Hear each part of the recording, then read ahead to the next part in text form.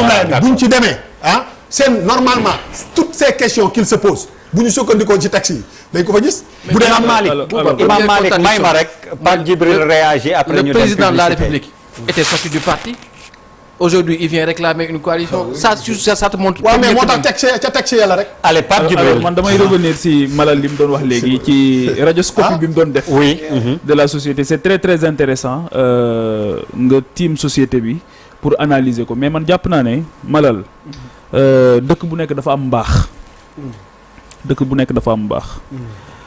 man très sincèrement le choix que j'ai opéré. mooy lépp loo xamante ni xam-xam da koy maye ak teggin ak yar. man loolu laa tànn.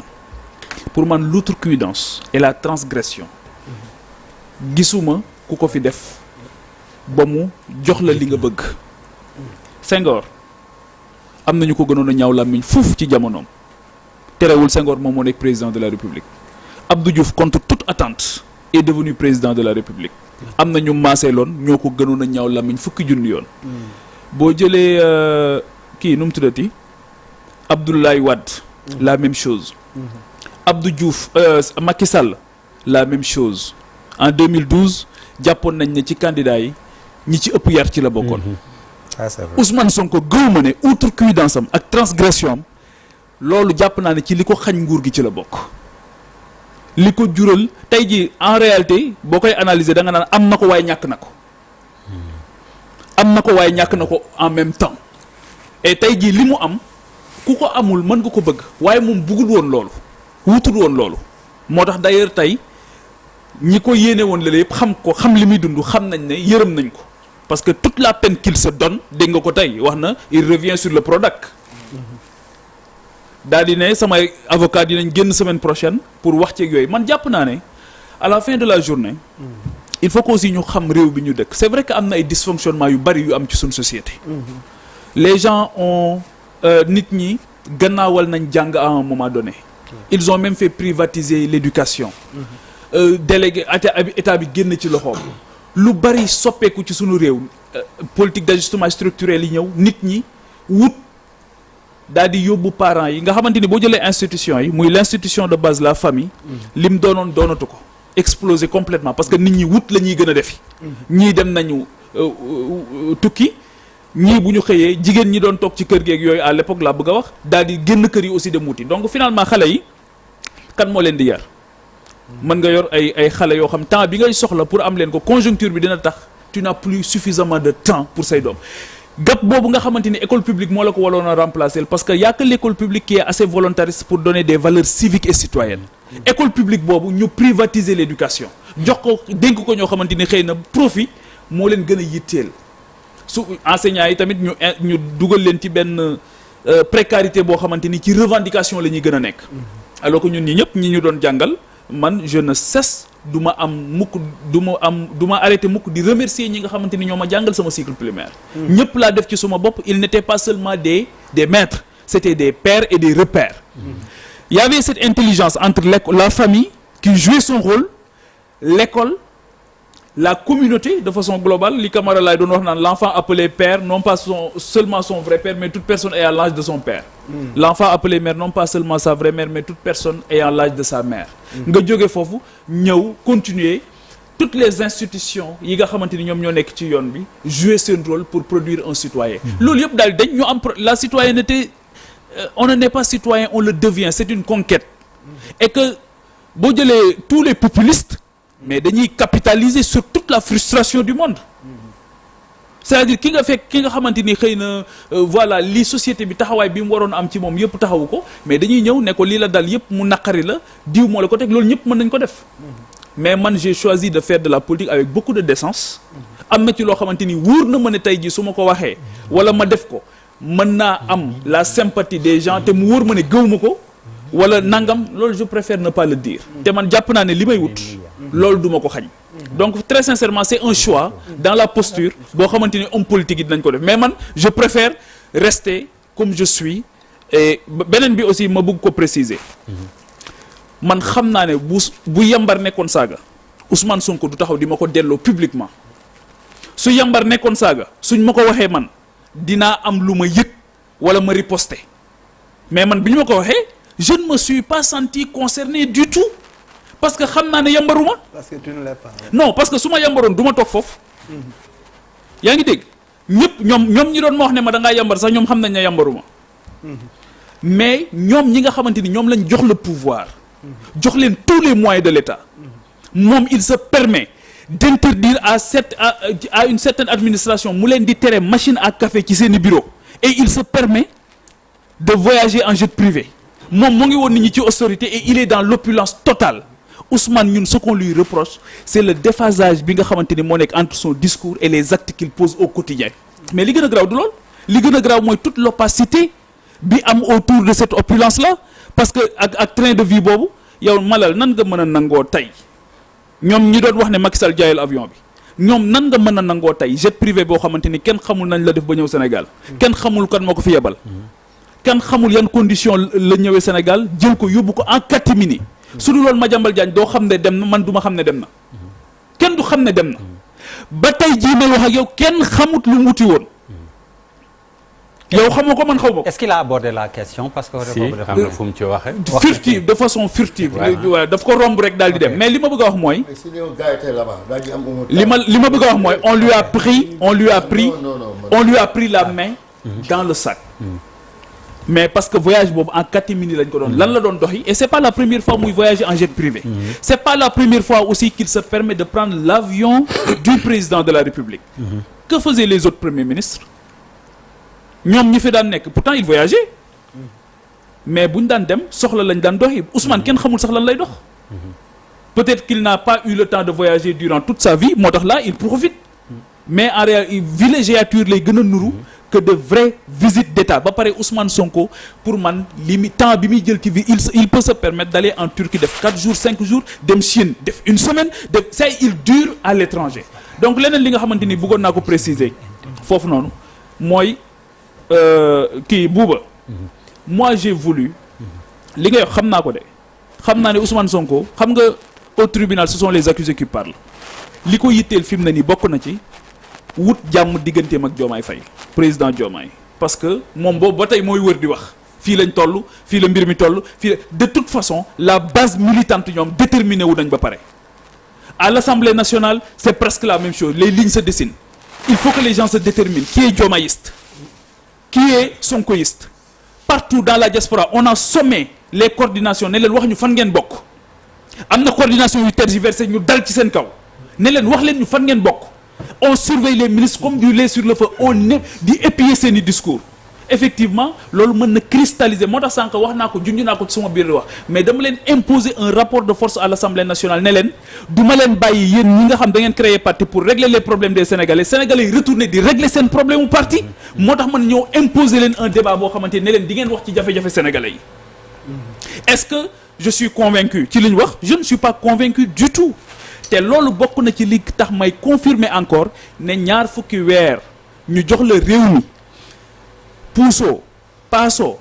immobilisme bu jéggi dayo beneen bi mooy ils ne sont même pas d'accord sur la ligne du gouvernement sur la ligne sur la justice amuñu ci lisibilité Ousmane Sonko wane na tey aussi ne Diomaye nekkatul kilifa Diomaye Faye ci politique parce que la ligne de démarcation elle est nette loolu la Ousmane wane tey Diomaye jël na ses distances du point de vue idéologique bokkatuñu la façon et moo tax un chèque de vision moo am au sommet de l'État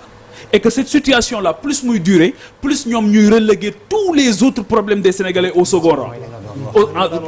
donc le problème fondamental mooy que ne aujourd'hui 40 mois yi des xamuñu fan lañ jëme réew mi amul horizon dégg naa Birame Souleye Diop tey mu ne le 1er janvier dinañ wàññi courant bi mais c'est de la mauvaise foi notoire ñëpp xam nañ ne période du sedd la ñuy nekk période du sedd mais consommation bi day wàññeeku mais il se moque de qui en réalité beneen bi mooy Medoune wax na ko léegi gis nga maa ngi naan ko Medoune sax mais dama am gêne parce que loolu mooy yaru Sénégal aussi parce que j'ai envie de lui dire tonton wala papa Medoune loolu mooy valeur u Sénégal et valeur intrinsèque yooyu cardinal yooyu bu ñu ko bàyyi gaz bi ak pétrole réew yëpp tey ji développé nañ d'une façon fulgurante mais ñu ci bari ci ñoom dañ ne ñun développement bi dafa tax ñu ñàkk loo xamante ni waruñu ko am les asiatiques l'ont réussi bu ñuy xëy di liggéeyi dañuy solu à l'occidental costume cravate et tout ils sont très modernes bu ñu delloo seen kër ils sont autour bu ñuy lekk toog sol seen i karbat yor seen i bâtonnet yooyu daal di sol seen kimono et autour du bol foofu la ñuy fàttalante foofu la transmission se passe bokkul ak individualisme à outrance bi nga xam moom la ñuy dund moo tax man dama bokk ci jàpp ñi jàpp ne un gouvernement dafay am une ambition matérielle les routes sont c'est utile les ponts c'est utile les écoles et tout mais l'ambition immatérielle elle est fondamentale mooy kan la ñu bëgg a doon ñun ëllëg ba maîtriser suñu bopp xam suñu bopp ba bu ñuy dajee keneen xam lan la ñuy teg ci dans ce concert là des nations mais lan la ñuy yóbbu ci table bi malal et justement loolu sa liggéey la depuis des années loolu suma liggéey la pour ñu bañ a fàtte ki ñu doon téye ko bu baax a baax donc le gouvernement du Sénégal effectivement il faut trancher aujourd'hui le conflit qui existe parce que tey jii Ousmane Sonko li mu def moi j'aurais été président de la République dàq naa ko bu yàgg xam nga lu tax boo taxawee ne ma amoo réew mi amul autorité loolu dañ koy qualifier rappel c'est une atteinte à la sûreté de l'État loolu mooy bu njëkk bi ne réew mi amul kilifa beneen bi mooy aujourd'hui comment tu peux dire hier ñu génne un communiqué officiel moo tax tey jii bi may xool Cheikh Niang dama xam ne dana mais man on inaugure une ère nouvelle xam naa Cheikh Niang loolu la wax comme diplomate de carrière moom mu taxaw ne du ma ci commentaire parce que c'est le domaine exclusif du chef de l'État c'est très bien mais yemal foofu mais nga daal di si moo tax bu fekkee ne combine la te Diomaye Faye xam ko ak niveau d'information bi Ousmane Sonko nekk Embalo warul fanaan Sénégal tey bu dee combine la su dul combine Ousmane Diomaye Faye n'a plus un premier ministre il a un activiste au sommet du gouvernement c'est ça la vérité donc il faut que Ousmane élever boppam à la dignité du poste xam ne loolu la ko yàlla tànnal loolu la ko Diomaye Faye cër ci li nga xamante ni moom la ko suñu borom jox mu nangu ko daal di assumer nag le rôle du xam ne il n'a qu'un pouvoir dérivé de l'exécutif c'est pas une institution il a un pouvoir il n'est que le premier des ministres en charge de l'organe c'est la première fois qu'on voit un premier ministre qui accuse un autre ministre dans son gouvernement yàlla tey daf ko nattu mu ñëw taxaw toog jàkkaarloog Abdourahmane Diouf yàlla daf ko nattu mu ñëw tey jàkkaarloog Abdourahmane Diouf et tout le monde était gêné am ay députés yuy jël parole di wax ak moom di attaquer un ministre dans son gouvernement solidarité gouvernementale mais c'est extraordinaire ce qui est en train de se passer dans ce pays donc ñoom à chaque fois beneen bi mooy valeurs yi ñu doon wax léegi ñoom ñaar seen diggante nii muy cunguñ cangañe ni dafay il faut trancher les choses Abdou Diouf Habib Thiam xaritam la woon mais bi réew mi taxawee dane ko demal nga toog ma tànn keneen mu ñëw Abdoulaye Wade ñëpp xam nañ fi mu jaar ak Idrissa Seck biñ demee ba am jafe-jafe dana ko demal toog ñu indi keneen mu ñëw pour ñu préserver l'intérêt général c'est comme ça que ça se passe le pays doit transcender toutes les autres questions amul état d'âme am na yonent boo xamante ni ba mu gisee doomam ba aligné tuñu ci idéologie ak gis-gis ak pas-pas daf ko yërëm mooy yonent yàlla Nuux dafa yërëm doom ji xolu njureel jàll ko suñu borom ne ko demal bokkul ak yow gis-gis bokkul ak yow gis-gis donc au sommet de l'État il faut que les rangs yi jub ñu aligné wu mais bu kii wax kii bu jaaree Chine kii jaar États-Unis kii dem wax fële benn discours kii wax fii benn discours donc il faut que du point de vue idéologique ñu xam ñun ci lan la ñu nekk fi mu ne quelle est l'idéologie de ce gouvernement et l'idéologie c'est pas un gros mot quels sont l'ensemble de ces réponses là qu'ils veulent apporter à tous ces problèmes là yi nga xamante ni ñoo gaw réew mi tey téye ko ci suuf et que pour man loolu c'est pas trop demandé maintenant 2029 dafa am 2029 kii bokk ak kii dul bokk yàlla ko xam foofu lay daaneele dafa am loolu foofu lay daaneele tonton Médoune foofu lay daaneele gis nga 2029 kii bokk yàlla rek moo ko xam ak kii dul bokk eggaguñu fa mais entre temps dafa am ñu war a bokk ñoo xamante ni foog ñu bokk fi mu ne ñooñu mooy les citoyens sénégalais ñooñu mooy les problèmes yi ñu war a adresser ñooñu mooy il faut que ce gouvernement là qui a atteint son seuil de compétence ñu dem vers un remaniement pour apporter un nouveau souffle mooy certaines directions yoo xam dañu leen war a changer def appel à candidature ci certaines directions yi conformément à leur promesse de campagne maître Mame Adama Gueye wax na ko keroog nee na mësul gis gouvernement bu gagné nii autant de ressources humaines d'accord nekk à la disposition de l'État pour accompagner leen mais dañoo tëju ils font preuve de suffisance d'arrogance boo xamante ni personne ne le comprend dégg naa Ousmane mu ne dafa am ñoo xam dañoo jàpp ne réew mi régime bu ñëw dañ ciy bokk mais effectivement am na ñoo xam régime bu ñëw dañuy bokk parce que dañ ko liggéey ku mel ni Malal mënoo ko ignorer ku mel ni Youssou Ndour bi ngeen doon wax léegi mënoo ko ignorer il y a des identités remarquables dans un pays quand tu veux bâtir ce pays là tu ne peux pas les ignorer et que ñoom jàpp nañ ne Sénégal 2021 la commencé wala 2016 la commencé ce qui est totalement faux mais donc waaw da nga wax benn wax bu paase mooy bi mu tukkee dem ni dafa demoon xaw ma Dubaï xaw ma. Oui, c'est Waaw. Abu Dhabi. Waaw, Abu C'est Dhabi. Pape qui l'a évoqué. waaw ki laa évoqué. Ouais. ci Disant biir- que cela a été évoqué, je reprends ces mots, furtivement à l'Assemblée. waaw mais da cee wax ju gaaw dafa ni. dem naa ñi ngi waxi sama tukki bi. mais bi ma tukkee na ngeen xam ñaan. ndax lu rëy mu ngi ñëw loo xam ni dina jëriñ réew mi bu baax. mu daal di continuer wax ji ni mais laaj nañ ma ni ma waaw li xew Guinée Bissau baa du leen affecté boo dégloo discours bi ba baax la bëgg a xam nga lu mu dem c'est un gars boo xam ni il se croit super rusé ba toujours day aligner ay xalaat ak ay mots pour prévoir l'échec ak pour prévoir loo xam ni nekkul gis nga fi mu dem nii je le répète une fois moi j'ai évolué dans le milieu des finances sur le plan international nee naa leen dafa am benn psychologie ak mentalité boo xam moo nekk ci seen bopp amuñu ay kii sama xarit la kii sama lii la kii sama la xamul lu leen tax a jóg borom xaalis yi profit point final gis nga foofu du fa jëlee dara mais comme tukki woon na te premier kéem bi président assemblée moo ni woon xaalis la wuti te buy ñëw dina andi xaalis il faut mu mel ni ku xaw a dëggal wax jooja mu ni donc lu bëri dina ñëw loo xam ne nanu ñaan waaye nee nañ ma est-ce que li xew Guinée-Bissau du ñu affecté ce qui veut dire que bu toogee ba un certain temps te dara ñëwul parce que duñ ko ko jox danaa ah gaa ñi kat bëggoon nañ ko waaye xew-xew bële moo tax mënuñoo ñëw je ne sais pas est-ce que vous comprenez loolu lépp bëxal na ko ci arrangé ko daal di rapidement nag mu daal di jàll continue donc c'est un gars boo xam ni toujours il travaille ci maaynu nit ñi nit la koo xam day féey ci xelu nit ñi toujours di leen gëmloo li mu bëgg leen gëmloo leen je vous répète une fois de plus yow tu parles de xawma lan mais gis nga ñi ils sont incompétents may leen 100 ans fayal leen toutes les dettes yaa ngi dégg jox leen 100 000 milliards duñ dem amuñu vision Et le amuñu compte à 1000 gis-gis milliards. ah Et le compte à 1000 milliards. mais grave boobu nag ëpp na. non gis Mais nga finalement aussi, non grave gis nga 1000 milliards. ah non gis non nga kii non may ma tuuti rek non ma grave boobu nag quand même. waaw d'accord noonu nga gisee non waaw may ma àggale gis nga bàyyi ko. gis nga dama lay wax lu leer laa lay wax gis nga ku mënul a togg jox ko jën yi dàq ci jën yi dajeel ko ingrédients yi dàq ci ingrédients yi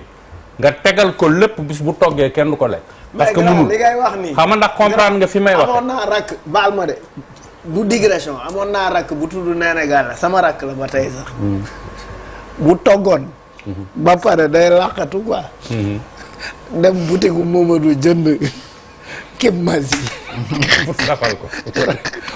non Kimasi pour jox ñu. ngeen di lekk ngeen téye ku nekk téye. ku ne day téye Kimasi bi def ci këy. bon. non mala la chaque bon. 2 minutes nga suy. pour affaire mu laa ko. Néné Galla massa. mais gis nga xam nga waaw assumé la gis nga lii ma lay wax noonu la demee dañoo amul vision amuñu xam-xam gis nga économie du lu ñuy tëb di ko du lu ñuy caaxaane da ngay xam wala xamoo xam nan ngay coordonner lan nga war a def lan mooy priorité ci bii jamono lan mooy priorité ca bee jamono bu la joxee un mandat da nga naan première année lii mooy sama priorité deuxième mandat année bi lii mooy sama priorité noonu ngay toppee ba quinquennat bi mat nga xam ne lu ci ne da ngay xam lan ngay def ak ñaata nga fay dugal ci ay fonds ak ressources ak et cetera noonu la ñuy def ak yan coopération ngay am yan relation ngay am ci dans le monde pour ñu dimbali li ci say projet ñii amuñ ci dara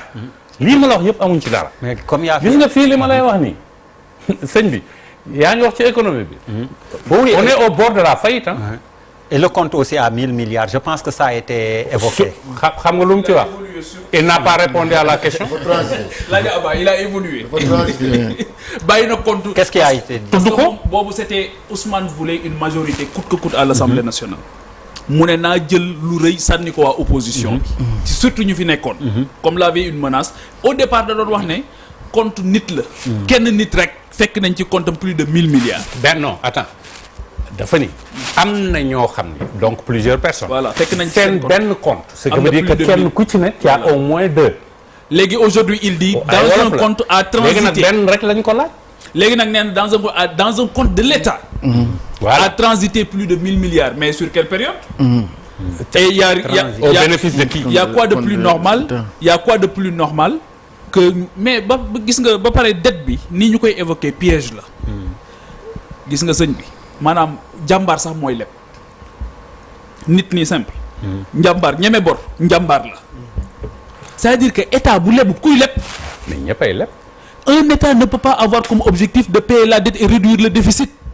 c'est-à-dire que boo demee Oligui Gabon Nguema, ouais. mais wax na ko nee na man fekk naa fi dette bu métti mais c'est ma responsabilité moo tax tey ma ne leen amoon ngeen solution xamoon ngeen li xew d'autant plus que aujourd'hui beaucoup de gens avec qui vous travaillez étaient au cœur de tout ce qui se faisait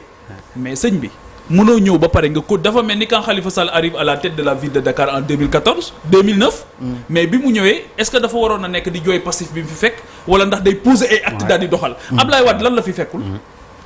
Abdou Diouf bi ñu koy jox nguur gi lan la ko Kéba Mbaye wax monsieur le président les Sénégalais sont fatigués Ouais. mais nekkul di jooy naan Senghor ko fi teg gis nga ñii dama gisul ci ñoom ak njàmbaar dama gisul ci ñoom yitte dama gisul ci ñoom farlu dama gis ne c'est des gens yoo xamante ni aujourd'hui et gis nga cunguñ cangañ bi nga xamante ni moom moo xew moo bu neex la cunguñ cangañ. cunguñ cangañ boobu nga xamante ni moom moo xew sama benn militant bu am solo Fallou Gueye dëkk Daaru Muxti moo ma ko jox cunguñ cangañ boobu mais cunguñ cangañ boobu nga xamante ni moom moo xew fi mu ne nii au sommet de l'État mais dafa am ñu mu arrangé mooy am na ñu ciy dund am na ci ñoo xam les privilèges là c'est à tout prix